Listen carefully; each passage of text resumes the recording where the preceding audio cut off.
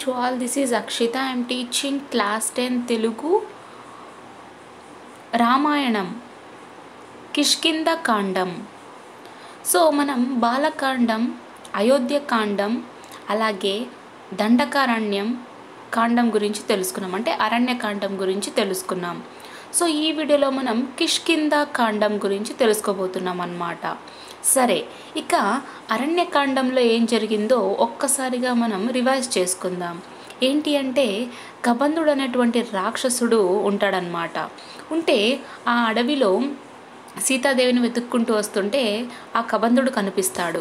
ఇంకా ఆ కబంధుడు అనే రాక్షసుడు వచ్చేసి ఈ రామలక్ష్మణులను తన చేతిలో పట్టుకొని నోట్లోకి తినడానికి పెట్టుకుంటున్నాడు అనమాట. ఆ టైంలో రామలక్ష్మణులు ఆ కబంధుని యొక్క భుజాలను నరికివేస్తే అప్పుడు ఆ కబంధుడు తన యొక్క పురాణాన్ని చెప్తాడనమాట. నాకు ఇలా శాపం వల్ల నేను ఇలా ఉన్నాను, కాబట్టి నన్ను మీరు అగ్ని సంస్కారం చేసినట్టయితే నాకు దివ్య తేజస్సు కలుగుతుంది అని చెప్తే అప్పుడు రాముడు అగ్ని సంస్కారం చేస్తాడనమాట. ఆ తర్వాత ఆ కబంధుడు తనకు తెలిసినటువంటి ఇన్ఫర్మేషన్ని మొత్తం చెప్పగలుగుతాడు. ఏంటి అంటే, రావణాసుడు గురించి ఏమీ తెలియదు, కానీ మీకు సహాయం కావాలంటే సుగ్రీవుని దగ్గరికి వెళ్ళినట్టయితే మీకు సహాయం అందుతుంది, అప్పుడు మీకు సీతాదేవి వెతుక్కునే అవకాశం ఉంటుంది అని కబంధుడు చెప్పి అనుమతితో స్వర్గానికి వెళ్ళిపోతాడు. ఇక పంపా సరోవర ప్రాంతానికి చేరుకుంటారనమాట రామలక్ష్మణులు. అక్కడ శబరి అనేటువంటి ఒక వృద్ధురాలు ఉంటుందన్నమాట. ఇంకా ఆమె ఈ రాముని దర్శనం చేసుకుని తన జన్మ ధన్యమైందని తిరిగి వెళ్ళిపోతుంది. ఇక రామలక్ష్మణులు ఋషిముఖ పర్వతానికి వైపుకు నడుచుకుంటూ వస్తారనమాట. ఇంకా పంప సరోవర నదిని కూడా దాటుకొని వస్తూ ఉంటారు. సరే, చూద్దాం ఇప్పుడు ఏం జరుగుతుందో. పంప సరోవర ప్రాంతం పరమ రమణీయంగా ఉంది. ప్రకృతి తన అందాలను ప్రదర్శిస్తున్నట్లు ఉంది. కానీ శ్రీరాముని మనసును ఏమాత్రం సంతోషపెట్టలేకపోయింది. పైగా సీత ఎడబాటు ఆవేదన అనే అగ్నికి ఆజ్యం పోసినట్లుగా శ్రీరాముని బాధను మరింత పెంచింది. ఇక చెప్పుకున్నాం కదా, రామలక్ష్మణులు ఆ పంప సరోవర ప్రాంతానికి వచ్చారని. ఆ ప్రాంతం ఎలా ఉందంటే చాలా రమణీయంగా, అంటే చూడడానికి చాలా బాగుందన్నమాట. అక్కడ ఉన్నటువంటి ప్రకృతి అందాలు ఎలా ఉన్నాయంటే ప్రకృతినే తన అందాలను ప్రదర్శిస్తున్నట్లుగా ఉందన్నమాట. కానీ శ్రీరాముడేమో సీతపై ఎడబాటును పెంచుకుంటూ ఆవేదనకు గురవుతున్నాడనమాట. కానీ ఈ ప్రకృతి మాత్రం ఈ శ్రీరాముని సంతోషపెట్టలేకపోయింది.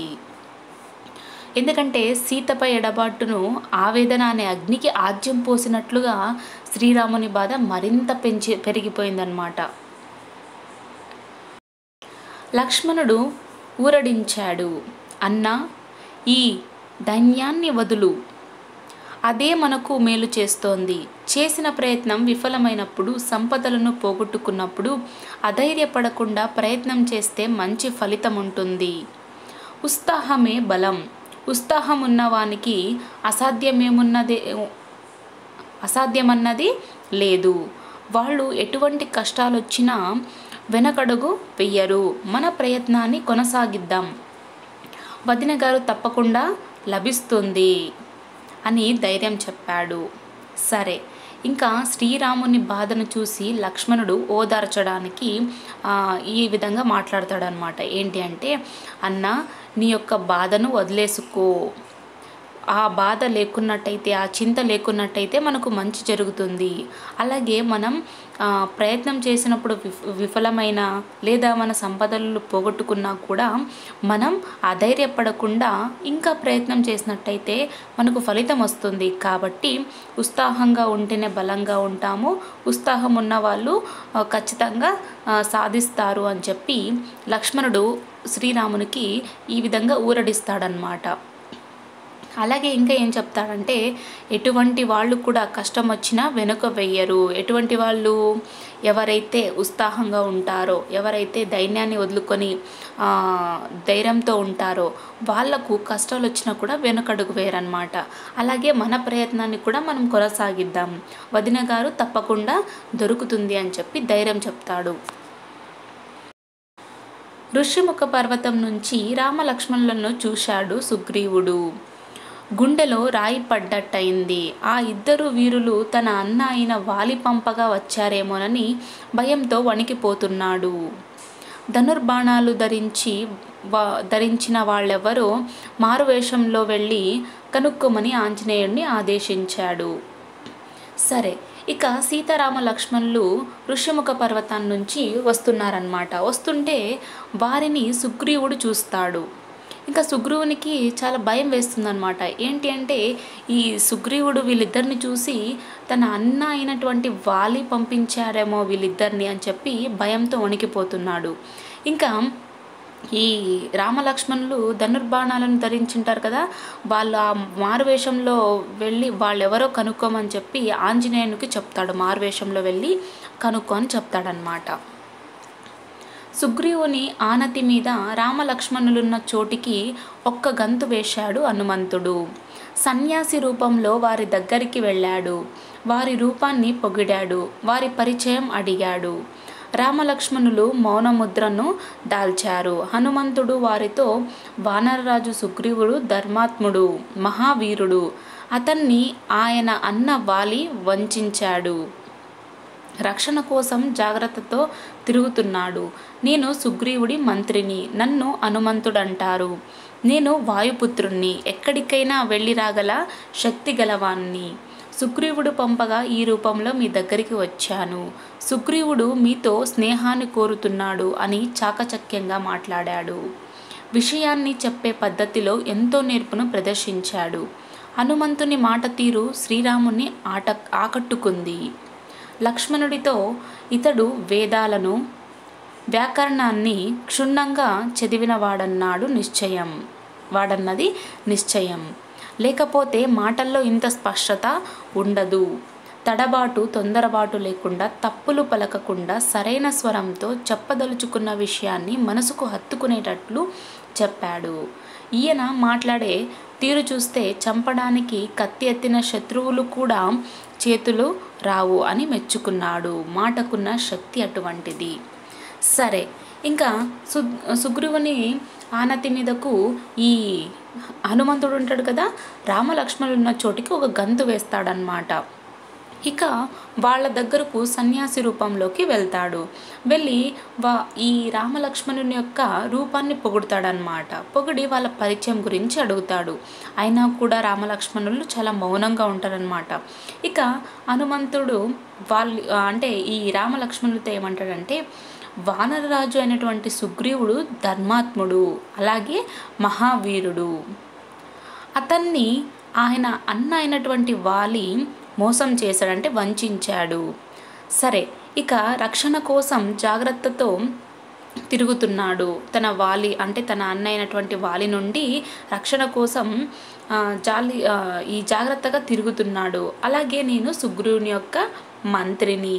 నన్ను హనుమంతుడు అంటారు. నేను వాయుపుత్రుణ్ణి.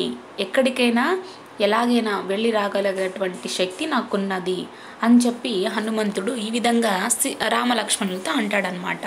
అలాగే ఇంకా ఏమంటాడంటే, సుగ్రీవుడు పంపగా నేను మీ దగ్గరికి వచ్చాను.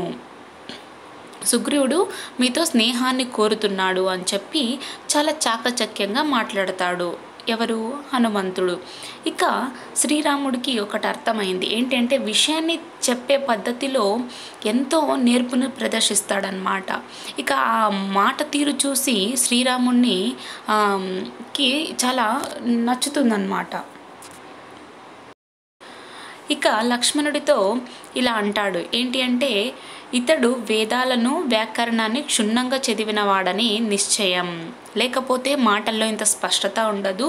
తొందరబాటు అలాగే తడబాటు కూడా లేదు. తప్పులు కూడా లేవు. సరైన స్వరంతో విషయాన్ని చెప్పదలుచుకున్నటువంటి విషయాన్ని మొత్తం మనసుకు హత్తుకునేటట్లు చెప్పాడు. సరే, ఈయన మాట్లాడే తీరు చూస్తుంటే చంపడానికి వచ్చినటువంటి శత్రువులు కూడా ఏం చేస్తారంట, చేతులు వాళ్ళకు చంపడానికి కూడా చేతులు రావంట. అలా అతని యొక్క మాటలు అలా ఆకట్టుకున్నాయని చెప్పి శ్రీరాముడు అంటాడు. అలాగే హనుమంతుడిని మెచ్చుకుంటాడు. హనుమంతుడితో లక్ష్మణుడినే మాట్లాడమన్నాడు శ్రీరాముడు. హనుమంతుడి అభిప్రాయాలకు సమ్మతి తెలుపుతూ తమ వృత్తాంతాన్ని వివరించాడు లక్ష్మణుడు. తమకు సుగ్రీవుడి సహాయం ఎంతో తగినదన్నాడు. సన్యాసి రూపం వదిలి రామలక్ష్మణులను భుజాలపై ఎక్కించుకొని ఋష్యముఖ పర్వతానికి చేరుకున్నాడు హనుమ. అంతకు ముందే భయంతో మలయగిరికి చేరిన సుగ్రీవుణ్ణి రామలక్ష్మణుల వద్దకు తీసుకువచ్చాడు ఆంజనేయుడు. సరే, ఇక ఈ హనుమంతుడితో శ్రీరాముడు ఏం చెప్తాడంటే, అంటే లక్ష్మణుడినే మాట్లాడమని చెప్పి చెప్తాడు. ఇంకా శ్రీరాముడు లక్ష్మణుడినే హనుమంతుడితో మాట్లాడమని చెప్తాడనమాట. ఇంకా హనుమంతుడి యొక్క అభిప్రాయాలకు సమ్మతి తెలుపుతూ ఆ లక్ష్మణుడు వాళ్ళ యొక్క వృత్తాంతాన్ని మొత్తం వివరిస్తాడు. అప్పుడు ఆ సుగ్రీవుని యొక్క సహాయం కావాలి అని చెప్పి లక్ష్మణుడు అంటాడనమాట. ఇక సన్యాసి రూపంలో ఉన్నటువంటి ఆ హనుమంతుడు మామూలు అంటే తను ఉండేటువంటి వానర శరీరంతో వచ్చి ఆ రామలక్ష్మణుని తన భుజాలపై ఎక్కించుకొని ఋష్యముఖ పర్వతానికి వెళ్తారనమాట. కానీ వీళ్ళని చూసి భయపడి మలయగిరికి సుగ్రీవుడు వెళ్ళిపోయి ఉంటాడు. ఇంకా అక్కడికి వెళ్ళిపోయినటువంటి సుగ్రీవుణ్ణి తిరిగి ఈ రామలక్ష్మణుల వద్దకు ఆంజనేయుడు తీసుకొస్తాడు. శ్రీరామ సుగ్రీవులు అగ్నిసాక్షిగా మిత్రులైనారు. సుగ్రీవుడు, రామ, ఈనాడు నీవు నాకు ప్రాణమిత్రుడైనావు. ఇప్పటి నుంచి సుఖ దుఃఖాలలో మనం ఒక్కటిగానే ఉందాం. వాలి భయం నన్ను వదలడం లేదు. నీ అభయం కావాలి అని ప్రార్థించాడు. సరే, ఇంకా శ్రీరాములు అలాగే సుగ్రీవులు ఇద్దరు కలిసి అగ్నిసాక్షిగా మిత్రులైనారన్నమాట. ఇంకా సుగ్రీవుడేమో శ్రీరామునితో ఇలా అంటాడు, రామ, ఈరోజు నుండి నువ్వు నాకు ప్రాణమిత్రుడైనావు. ఇప్పటి నుంచి నాకు సుఖ దుఃఖాలలో ఒకటిగానే ఉండాలి. అయినా కూడా నాకు వాలి భయం పోవడం లేదు. నీ అభయం కావాలి అని చెప్పి ప్రార్థిస్తాడు సుగ్రీవుడు. శ్రీరాముడు మందహాసాన్ని చిందిస్తూ, సుగ్రీవా, ఆపదలో ఆదుకునేవాడు కదా మిత్రుడు, నీ భార్యను అపహరించిన వాలిని తప్పక వధిస్తానని మాట ఇచ్చాడు. సుగ్రీవుడి మనసుకు కుదుట పడింది. సరే, ఇంకా శ్రీరాముడు ఈ సుగ్రీవుని మాటలు విన్నాక చిరునవ్వుతో ఇలా అంటాడనమాట, సుగ్రీవ, ఆపదలు ఉన్న వాళ్ళని ఆదుకున్నవాడే నిజమైనటువంటి మిత్రుడు కదా. సరే, నీ భార్యను అపహరించినటువంటి వాలిని నేను తప్పకుండా చంపేస్తాను అని చెప్పి మాట ఇస్తాడనమాట. అప్పుడు సుగ్రీవునికి ప్రశాంతత కలిగింది, అంటే మనసు కుదుట పడింది. శ్రీరామ సుగ్రీవులు స్నేహపూర్వకంగా మాట్లాడుకుంటున్న సమయంలోనే సీతాదేవికి వాలికి రావణాసురునికి ఎడమ కన్ను ఒక్కసారిగా అదిరింది. ఇంకా ఈ రామ సుగ్రీవులు స్నేహపూర్వకంగా మాట్లాడుతుంటారు కదా, ఇక్కడ వీళ్ళు మాట్లాడుతుంటే అక్కడ సీతాదేవికి అలాగే వాలికి రావణాసురుడికి ఎడమ కన్ను ఒక్కసారిగా అదురుతుందన్నమాట. సుగ్రీవుడు గతంలో తాను 9 మంత్రులతో కొండ మీద ఉన్నప్పుడు ఒక రాక్షసుడు స్త్రీని బలవంతంగా తీసుకుపోవడం చూశామన్నాడు. ఆమె రామ లక్ష్మణ అని బిగ్గరగా అరవడం విన్నామన్నాడు. తమను చూసి ఒక నగల మూటను జారవిడిచిందని చెప్పి ఆ ఆభరణాలను తెచ్చి చూపించాడు. శ్రీరాముడు వాటిని చూసి కన్నీటి సంద్రమయ్యాడు. లక్ష్మణుడు, అన్నా, ఈ కేయురాలను కుండలాలను నేను గుర్తుపట్టలేను, కానీ కాలి అందెలు మాత్రం మా వదిన గారివే. ఆమెకు నిత్యం పాదాభివందనం చేయడం వల్ల నేను వీటిని గుర్తుపట్టానన్నాడు. సరే, ఇంకా సుగ్రీవుడు ఏం మాట్లాడుతున్నాడు చూడండి. సుగ్రీవుడు గతంలో తాను 9 మంత్రులతో కొండ మీద ఉన్నప్పుడు ఒక రాక్షసుడు స్త్రీని బలవంతంగా తీసుకుపోవడం చూశాడంట. ఆమె ఎలా అరుస్తున్నదంటే రామ లక్ష్మణ అని చెప్పి గట్టిగా అరుస్తున్నదంట. అప్పుడు ఈ 9 చూసి ఆ పైన ఉన్నటువంటి సీతాదేవి అంటే ఆ స్త్రీ వచ్చేసి నగల మూటను కిందకి వేసింది, ఆ ఆభరణాలు తెచ్చి చూపిస్తాడనమాట. వేస్తే ఇంకా శ్రీరాముడు వాటిని చూసి కన్నీటి సంద్రమైపోయాడు. లక్ష్మణుడికేమో అన్న ఇవన్నీ నేను గుర్తుపట్టలేను, కానీ ఈ వదిన గారి యొక్క అందెలను మాత్రం నేను గుర్తుపట్టగలను, ఎందుకంటే నిత్యం తన యొక్క పాదాభివందనం చేయడం వల్ల నేను వీటిని గుర్తుపడుతున్నాను అని చెప్పి లక్ష్మణుడు అంటాడు. శ్రీరాముని శోకాన్ని పోగొట్టే ప్రయత్నం చేశాడు సుగ్రీవుడు. సీతాదేవిని తీసుకురావడంలో తాను తగిన ప్రయత్నం చేస్తానన్నాడు. సపరివారంగా రావణుణ్ణి హతమార్చేందుకు తన శక్తియుక్తులన్నిటినీ వినియోగిస్తానన్నాడు. దుఃఖం అనర్థదాయకం కనుక ఎప్పుడు దుఃఖించవద్దన్నాడు. ఎల్లప్పుడూ దుఃఖించే వారికి సుఖముండదు, తేజస్సు క్షీణిస్తుంది, ఒక్కొక్కప్పుడు ప్రాణాలు నిలవడమే కష్టంగా ఉంటుంది, కనుక దుఃఖస్థితి నుంచి బయట పడమని ధైర్యవచనాలు చెప్పాడు. సరే, ఇంకా శ్రీరాముడైతే చాలా బాధలో ఉన్నాడనమాట. తన యొక్క బాధను పోగొట్టడానికి సుగ్రీవుడు ఎంతగానో ప్రయత్నిస్తాడు. అలాగే సీతాదేవిని తీసుకురావడంలో నా యొక్క ప్రయత్నం కూడా నేను చేస్తాను, రావణాసుని హతమార్చేందుకు నా యొక్క శక్తియుక్తులన్నిటినీ కూడా వినియోగిస్తాను, నువ్వు బాధపడద్దు, దుఃఖం చెందొద్దు, దుఃఖం పడినట్టయితే మనకు ఏది లభించదు, అలాగే దుఃఖించే వారికి సుఖం ఉండదు, తేజస్సు కూడా ఉండదు, తగ్గిపోతుంది, ఒక్కొక్కప్పుడు ప్రాణాలు కూడా పోతాయి, చాలా కష్టంగా ఉంటుంది అని చెప్పి ఈ సుగ్రీవుడు శ్రీరామునికి నచ్చజెప్తాడనమాట. కాబట్టి నువ్వు దుఃఖించడం మానేసి ధైర్యవచనాలు కలిగి ఉండు అని చెప్పి ధైర్యాన్ని ఇస్తాడు శ్రీరామునికి. ఓ రామ, నిజమైన మిత్రుడు తన స్నేహితుడి కోసం సంపదలను, సుఖాలను, చివరకు తన ప్రాణాలను కూడా విడవడానికి సిద్ధపడతాడు. ప్రాణమిత్రులైన మనం స్నేహధర్మాన్ని చక్కగా పాటిద్దామన్నాడు. శ్రీరాముడు అందుకు అంగీకరిస్తూ, ఉపకారం జరగడమే మిత్రుని వల్ల ఫలం, అపకారం చేయడం శత్రుని లక్షణం, నీ భార్యను అపహరించిన వాలిని ఈరోజే చంపుతానన్నాడు. వాలితో వైరమెందుకు వచ్చిందో తెలపమన్నాడు సుగ్రీవుణ్ణి. గతకథను శ్రీరాముని చెవిన వేశాడు సుగ్రీవుడు. సరే, ఇక సుగ్రీవుడు ఇలా అంటాడు, ఓ రామ, నిజమైన మిత్రుడు స్నేహితుడి కోసం సంపదలను, సుఖాలను, చివరకు తన ప్రాణాలను కూడా వదిలేసుకోవడానికి సిద్ధపడతాడు. ఇక ప్రాణమిత్రులైన మనం స్నేహధర్మాన్ని చక్కగా పాటిద్దాము అని చెప్పి శ్రీరామునికి చెబుతాడనమాట సుగ్రీవుడు. ఇక శ్రీరాముడు ఈ సుగ్రీవుని యొక్క మాటలకు అంగీకరిస్తూ, సరే, ఉపకారం జరగడమే మిత్రుని వల్ల ఫలం, ఇక అపకారం జరిగినట్టయితే అది శత్రువుని యొక్క లక్షణం, నీ భార్యని అపహరించినటువంటి వాలిని నేను ఈరోజు చంపుతాను, కానీ వాలితో వైరం ఎందుకు వచ్చిందో నాకు తెలుపు అని చెప్పి సుగ్రీవుని శ్రీరాముడు అడుగుతాడనమాట. ఇక సుగ్రీవుడేమో తన యొక్క గత కథను శ్రీరామునికి చెప్తాడు. ఏం చెప్తాడో చూద్దాం. మా అన్న వాలి మహాబలశాలి, పెద్దవాడు కనుక మా తండ్రి తర్వాత కిష్కింధకు రాజైనాడు. మాయావి అనే వాడికి మా అన్నతో వైరం. ఒకనాటి అర్ధరాత్రి మాయావి కిష్కింధకు వచ్చి వాలిని యుద్ధానికి ఆహ్వానించాడు. మేమంతగా వారించిన వాలి వినకుండా వానితో పోరుకు సిద్ధమయ్యాడు. మమ్ములను చూడగానే మాయావి భయంతో వెనుదిరిగి పిక్కబల చూపాడు. మేము వెంబడించాము. అతడు ఒక పెద్ద భూగృహంలోకి వెళ్ళాడు.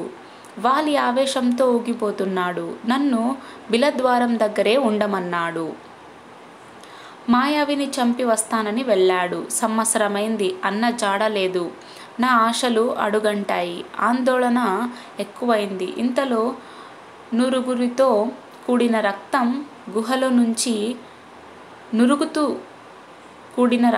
గుహల నుంచి బయటకు వస్తున్నది. లోపల రాక్షసునివి అన్నగారి అరుపులు వినిపిస్తున్నాయి.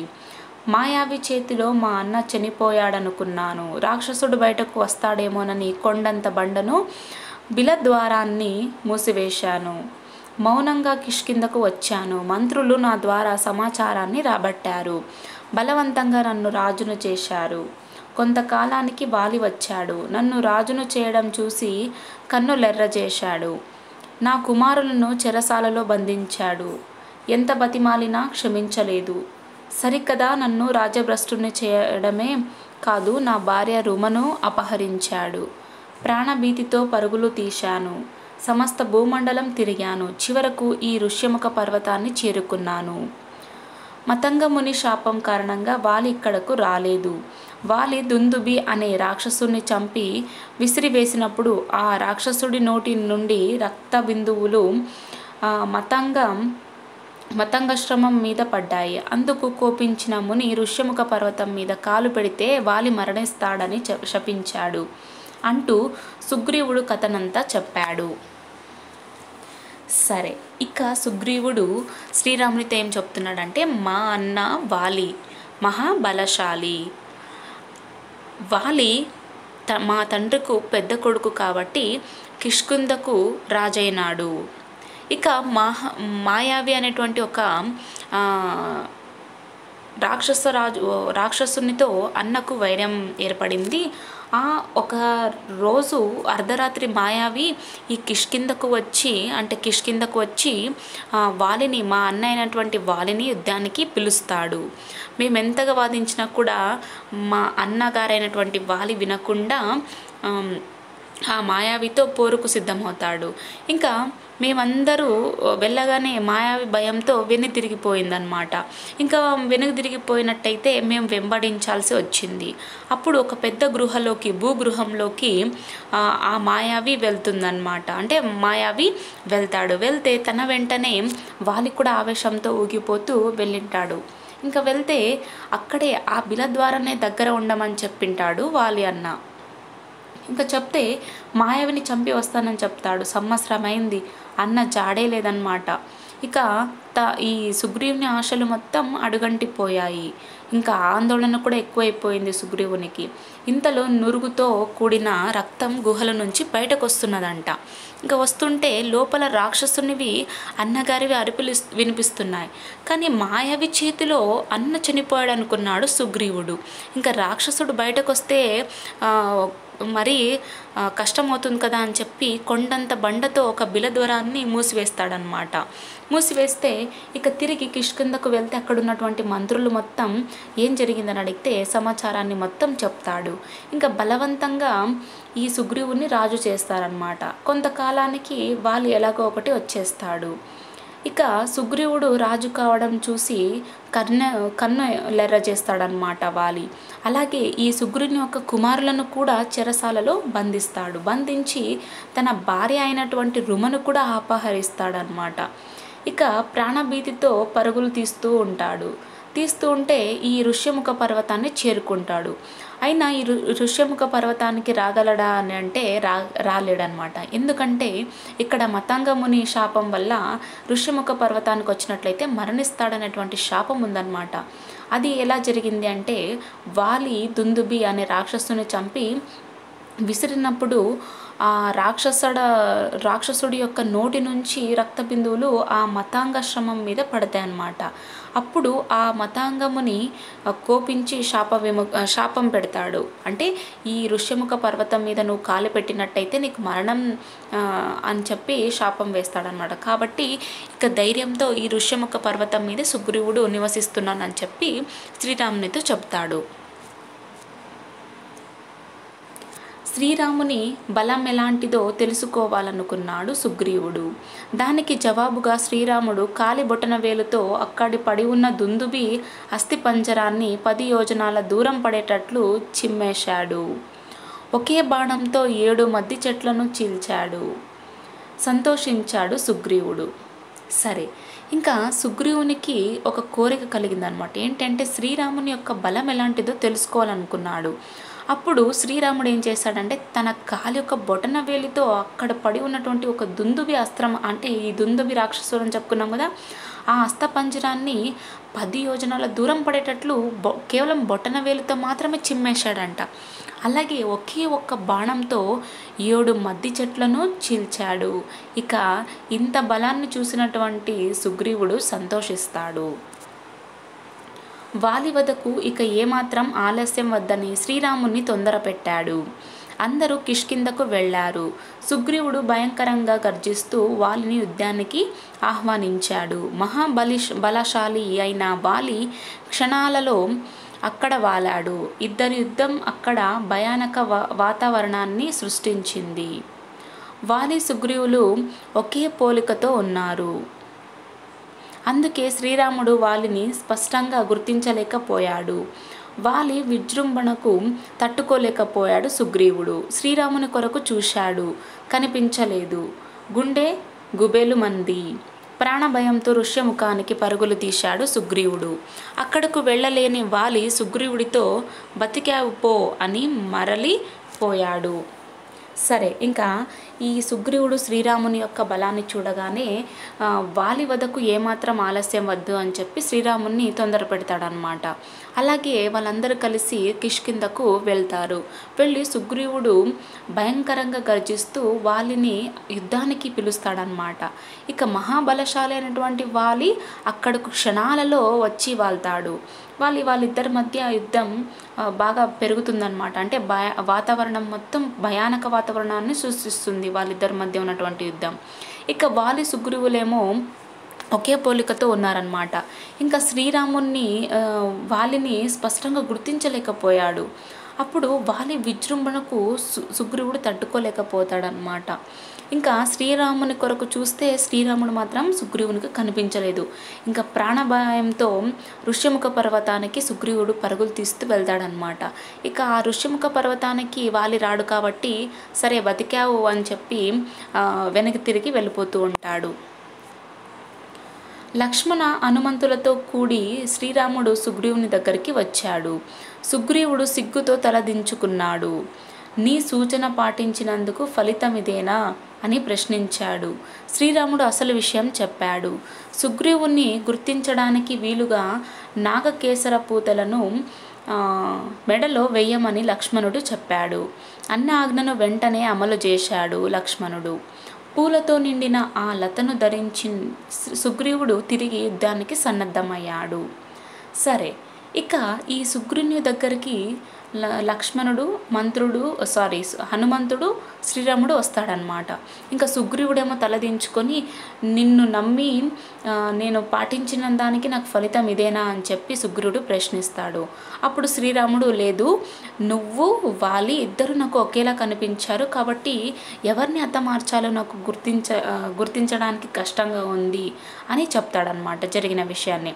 అప్పుడు సుగ్రీవుని గుర్తించడానికి నాగకేసర పూలతో మెడలో వెయ్యి అని చెప్పి లక్ష్మణుడికి చెప్తాడనమాట శ్రీరాముడు. ఇక శ్రీరాముని ఆజ్ఞ మేరకు లక్ష్మణుడు వెంటనే అతను చెప్పినటువంటి విధంగా చేస్తాడు. ఇంకా ఆ పూలతో నిండినటువంటి ఆ లతను ధరించి సుగ్రీవుడు మళ్ళీ యుద్ధానికి వెళ్తాడనమాట. కిష్కింధకు ప్రయాణమయ్యారందరూ. సుగ్రీవుడు వాలిని మళ్ళీ యుద్ధానికి ఆహ్వానించాడు. వాలి అడుగు ముందుకు వేశాడు. కానీ అతని భార్య తార అడ్డుపడింది. ఒక్కసారి ఓడిపోయి దెబ్బలు తిన్న సుగ్రీవుడు మళ్ళీ ఆహ్వానించడం వెనుక ఏదో ఆంతర్యం ఉందని అభిప్రాయపడింది. సుగ్రీవుడికి శ్రీరాముడు అండగా ఉన్నాడని విషయాన్ని ప్రస్తావించింది. యుద్ధానికి వెళ్ళడం క్షేమం కాదని వారించింది. తార మాటలను పెడచెవిన పెట్టాడు వాలి. యుద్ధ దిశగా అడుగులు వేశాడు. సరే, ఇంకా కిష్కింధకు ప్రయాణమవుతారనమాట సుగ్రీవుడు ఈ రామలక్ష్మణులు. అలాగే ఆ సుగ్రీవుడు మళ్ళీ యుద్ధానికి ఆహ్వానిస్తాడు వాలిని. ఇక వాలి ఏమో అడుగు ముందుకు వేస్తుంటాడనమాట. కానీ తన భార్య అయినటువంటి తార అడ్డుపడుతుంది. దెబ్బలు తిన్న సుగ్రీవుడు ఓడిపోయి వెళ్ళాడు, మళ్ళీ వెనక్కి తిరిగి వచ్చి ఆహ్వానిస్తున్నాడంటే ఏదో ఆంతర్యం ఉంది అని చెప్పి అభిప్రాయపడుతుందన్నమాట. అలాగే సుగ్రీవుడికి రాముని యొక్క అండ ఉంది అని చెప్పి ప్రస్తావిస్తుంది. అప్పుడు ఆ యుద్ధానికి వెళ్ళవద్దు అని చెప్పి ఎంతగానో నచ్చ చెప్తుంది. కానీ వాలి తార మాటలను వినకుండా యుద్ధం దిశగా వెళ్తాడనమాట. వాలి సుగ్రీవుల పోరు తీవ్రంగా సాగుతున్నది. రక్తం కారుతున్న పట్టించుకునే స్థితిలో లేరు వాళ్ళిద్దరూ. మెల్లమెల్లగా సుగ్రీవుని శక్తి సన్నగిల్లుతున్నది. మాటిమాటికి దిక్కులు చూస్తున్నాడు. అతని ఆంతర్యం అర్థమైంది శ్రీరామునికి. విషసర్పంతో సమానమైన బాణాన్ని అతడు వాలి మీదకు వదిలాడు. అది క్షణాలలో వాలి వక్షస్థలంలో నాటుకున్నది. వాలి నేల మీదకి వాలిపోయాడు, స్పృహ కోల్పోయాడు. రక్తపు మడుగుల్లో పడి ఉన్న వాలి కొంతసేపటికి తేరుకున్నాడు. రామలక్ష్మణులను చూశాడు. శ్రీరామునితో ఉత్తముడని పేరు పొందిన నీవు ఇంత అధర్మంగా ఎందుకు ప్రవర్తించావు? నీకు నీ దేశానికి నేనెన్నడూ అపకారం చేయుతల పెట్టలేదు. అలాంటప్పుడు నన్నెందుకు చంపవలసి వచ్చింది? నిన్ను ఎదిరించి యుద్ధమే చేయలేదు. వేరొకరితో పోరుతున్నప్పుడు ఎందుకు దొంగ తీశావని నిలదీశాడు. సీతాదేవి కొరకు సుగ్రీవుని ఆశ్రయించడం కన్నా తనను కోరి ఉంటే బాగుండేదన్నాడు. ఒక్క రోజులో సీతాదేవిని తెచ్చి అప్పజెప్పే వాడినని పలికాడు. రావణుని యుద్ధంలో బంధించి తెచ్చి ముందుంచేవాడినని తెలిపాడు. శ్రీరాముడు వాలి అభిప్రాయాలను తోసేశాడు. తమ్ముడి భార్యను చెరబట్టడం వంటి అధర్మాలకు ఒడిగట్టినందువల్ల నేను నీకు మరణదండన విధించానన్నాడు శ్రీరాముడు. వానరుడివి కనుక చాటుగా ఉండి చంపడంలో తప్పు లేదన్నాడు. సరే, ఇక ఈ వాలి సుగ్రీవుల పోరు అనేది సాగుతున్నదన్నమాట. అక్కడ రక్తము కారుతున్నప్పుడు కూడా వాళ్ళిద్దరూ పట్టించుకోకుండా అలాగే యుద్ధం చేస్తూనే ఉన్నారు. ఇక మెల్లమెల్లగా సుగ్రీవుని యొక్క శక్తి తగ్గిపోతూ వస్తుందన్నమాట. ఇక దిక్కులు చూడడం మొదలెట్టాడు. ఇక అక్కడ దిక్కులు చూస్తుంటుంటే ఆ శ్రీరామునికి ఆంతర్యం అర్థమైందనమాట. ఇక విషసర్పంతో సమానమైనటువంటి ఒక బాణాన్ని వాలి మీదకు శ్రీరాముడు వదులుతాడు. అది క్షణాలలో ఆ వాలి యొక్క వక్షస్థలంలో నాటుకుపోతుందన్నమాట. ఇక వాలి వెంటనే నేల మీదకి పడిపోతాడు, స్పృహ కోల్పోతాడనమాట. అలాగే ఇక రక్తపు మడుగులో ఉన్నటువంటి వాలి కొద్దిసేపటికి తేరుకున్నాక రామలక్ష్మణులను చూస్తాడు. చూసి శ్రీరామునితో ఏమంటాడంటే, నువ్వు ఉత్తముడని పేరు పొందావు కదా, ఎందుకు ఇలాంటి అధర్మాలను చేశావు? నీ దేశానికి నేను ఏ రోజు అపకారం చేయలేదు. అలాంటప్పుడు నన్ను ఎందుకు చంపావు? నిన్ను ఎదిరించి యుద్ధం కూడా చేయలేదు. వేరొకరితో యుద్ధం చేస్తున్నప్పుడు ఎందుకు దొంగ దెబ్బ తీశావు అని చెప్పి వాలి శ్రీరాముని నిలదీస్తాడనమాట. సీతాదేవి కొరకు సుగ్రీవుని ఆశ్రయించడం కన్నా తనను కోరి ఉంటే బాగుండేదన్నాడు. ఒక రోజులో సీతాదేవిని తెచ్చి అప్పజెప్తానని పలుకుతాడనమాట. ఇక రావణుని యుద్ధంలో బంధించి తెచ్చి ముందుంచే వాడినని కూడా చెప్తాడు. అప్పుడు శ్రీరాముడు ఈ వాలి యొక్క మాటలన్నీ పక్కన పెట్టేసి, నీ తమ్ముడి భార్యను చెరబట్టడం వంటి అధర్మాలకు ఒడిగట్టావు నువ్వు, నీకు అందుకే నేను మరణదండన విధించాను అని శ్రీరాముడు చెప్తాడనమాట. ఇక వానరుడివి కాబట్టి నిన్ను చాటుగా చంపడంలో తప్పేమీ లేదన్నాడు శ్రీరాముడు. శ్రీరాముని మాటలు విన్న వాలి తన తప్పును తెలుసుకున్నాడు. మన్నించమని దోసిలొగ్గాడు. భర్త విషయం తెలుసుకున్న తార పరుగున వచ్చింది. మరణ వేదనతో కింద పడి ఉన్న వాలి దీన స్థితిని చూసింది. గుండె చెరువుటయ్యేటట్లు ఏడ్చింది. ప్రాయోపవేశానికి సిద్ధపడిన తారను హనుమంతుడు ఓదార్చాడు. తార అంగదుల బాధ్యతను సుగ్రీవునకు వాలి అప్పజెప్పాడు. తన మెడలోని దివ్యమైన సువర్ణమాలను సుగ్రీవునికిచ్చి వెంటనే ధరించమన్నాడు. లేకుంటే వాలి చనిపోయిన మరుక్షణమే ఆ మాలకున్న శక్తి నశిస్తుంది. కొడుకైన అంగదునికి జీవితంలో ఎలా నడుచుకోవాలో ఉపదేశించాడు. బాణం వల్ల కలుగుతున్న బాధ అంతకంతకు అధికమై ప్రాణాలను వదిలాడు. వాలి జీవితాద్యం ముగిసింది. సరే, ఇక శ్రీరాముని మాటలు వినగానే వాలికి తన యొక్క తప్పును తెలుసుకున్నాడనమాట. మన్నించమని చెప్పి వేడుకుంటాడు. భర్త విషయం తెలుసుకున్నటువంటి తార అక్కడికి పరిగెత్తుతూ వస్తుందన్నమాట. ఇక మరణ వేదనంతో కింద పడి ఉన్నటువంటి వాలి స్థితిని చూసింది తార. చూసి గుండె చెరువయ్యేటట్లు ఏడ్చిందనమాట. ఇక ప్రాయోపవేశానికి సిద్ధపడినటువంటి తారను హనుమంతుడు ఓదారుస్తాడు. అలాగే తార అంగదుల యొక్క బాధ్యతను సుగ్రీవునికి అప్పగిస్తాడనమాట. ఈ అంగదుడు ఈ వాలి యొక్క కుమారుడు అనమాట. అలాగే తన మెడలో ఉన్నటువంటి ఒక దివ్యమైన సువర్ణమాలను సుగ్రీవునికి ఇచ్చి వెంటనే ధరించమని చెప్తాడు. ఒకవేళ నేను చనిపోయినాక దీనికి ఎటువంటి శక్తి ఉండదు, ఈ మాలకున్న వంటి శక్తి నశిస్తుంది అని చెప్పి వాలి సుగ్రీవునికి ధరించమని చెప్పి చెప్తాడు. తన కొడుకు అయినటువంటి అంగదునికి జీవితంలో ఎలా నడుచుకోవాలని కూడా ఉపదేశాన్ని కూడా ఇస్తాడనమాట. కానీ శ్రీరాముని బాణం వల్ల కలుగుతున్నటువంటి బాధకు ఇంకా ఆ బాధ ఎక్కువై తన ప్రాణాలను వదిలేస్తాడనమాట. ఇక అక్కడితో తన యొక్క జీవితాద్యం ముగుస్తుంది. సుగ్రీవ హనుమంతాదులు శ్రీరాముని దగ్గరికి వచ్చారు. హనుమంతుడు శ్రీరామునితో సుగ్రీవుని పట్టాభిషేక విషయం ప్రస్తావించాడు. దీనికోసం కిష్కింధకు రమ్మని ప్రార్థించాడు. తండ్రి ఆజ్ఞ మేరకు 14 సంవత్సరాల వరకు ఏ గ్రామంలో కానీ నగరంలో కానీ తాను అడుగుపెట్టనని చెప్పి పితృవాక్య పరిపాలన మారు చాటుకున్నాడు శ్రీరాముడు. సుగ్రీవునికి శుభం పలికాడు. తాను ప్రసవనగిరి మీద ఉంటానన్నాడు. వర్షాకాలం పోయాక సీతాన్వేషణ ప్రయత్నం ప్రారంభించమని సుగ్రీవుని ఆదేశించాడు. సరేనన్నాడు సుగ్రీవుడు. సరే, ఇక సుగ్రీవ హనుమంతారులు శ్రీరాముని దగ్గరికి వస్తారనమాట. వచ్చి హనుమంతుడు శ్రీరామునితో ఈ సుగ్రీవుని యొక్క పట్టాభిషేకం విషయం గురించి చెప్తాడు. చెప్తే దీనికోసం కిష్కింధకు రమ్మని చెప్పి ప్రార్థిస్తారనమాట. కానీ తండ్రి యొక్క ఆజ్ఞ మేరకు 14 సంవత్సరాల వరకు శ్రీరాముడు ఏ గ్రామంలో కానీ ఏ నగరంలో కానీ అడుగు పెట్టకూడదు అని చెప్పి పితృవాక్య పరిపాలన మారు చాటుకున్నాడు శ్రీరాముడు. ఇక సుగ్రీవునికి శుభం పలికాడు. అలాగే ప్రసవనగిరి మీద ఉంటానని చెప్పి చెప్తాడనమాట శ్రీరాముడు. వర్షాకాలం పోయాక సీతాన్వేషణ ప్రయత్నం ప్రారంభించమని చెప్పి సుగ్రీవుని ఆదేశిస్తాడు. ఇక సుగ్రీవుడు కూడా సరే అంటాడనమాట. సరే, ఇక మిగతా పార్ట్ మనం నెక్స్ట్ వీడియోలో కంటిన్యూ చేసుకుందాం.